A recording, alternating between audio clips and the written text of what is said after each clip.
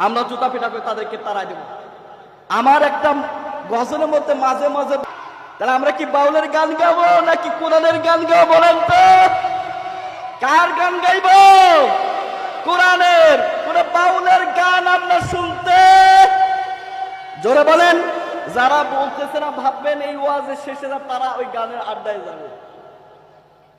কথা বুঝতে পেরেছেন?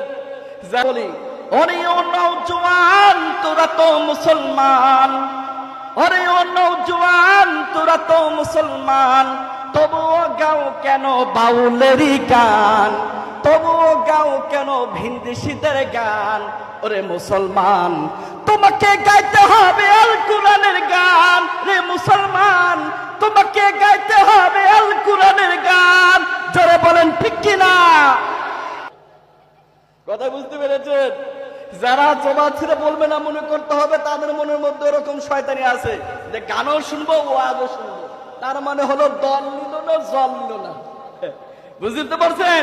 দল নিল না জল নিল না, আমরা গানও শুনবো আবার ওয়াজও শুনবো। এরকম কি নিয়ত আছে নাকি?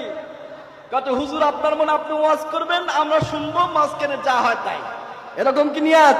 নাকি ভালো নিয়ত করেছেন? একটা পয়েন্ট, একটা ওয়াজ, যে কোনো একটা ঘটনা, আপনার যদি এখান থেকে কয়েকজন আলেম রয়েছে, এই চতুর্থ বক্তা থেকে নিয়ে প্রধান বক্তা পর্যন্ত অনেকগুলো আলেমরা আসছেন, এখানে কথা বলবেন।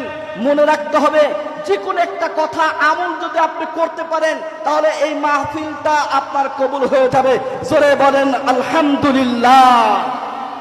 আমরা নিয়ত করতে পারবো না যে আমরা যে কথাগুলো শুনবো এবং বলবো প্রত্যেকটা কথাটা আমলের নিয়তে শুনবো এবং বলবো, পারবো তো ইনশাআল্লাহ? আল্লাহ পাক আমাদের তৌফিক দান করে। সবাই বলেন আমিন। আরো জবান ছেড়ে দেন আমিন। ভাই ঠান্ডা মতো বসে যান, ইনশাআল্লাহ ভূমিকা ছাড়াই কথা আপনাদের মাঝে আসবে। আমি পবিত্র কোরআন শরীফ থেকে একটি আয়াত তেলাওয়াত করেছি। আল্লাহ পাক রব্বুল আলামিন এই আয়াতের মধ্যে বলেন, ইয়া আইয়ুহান নাসু ক্বাদ জাআকুম বুরহানুম মির রাব্বিকুম ওয়া আনজালনা ইলাইকুম নূরাম মুবিনা।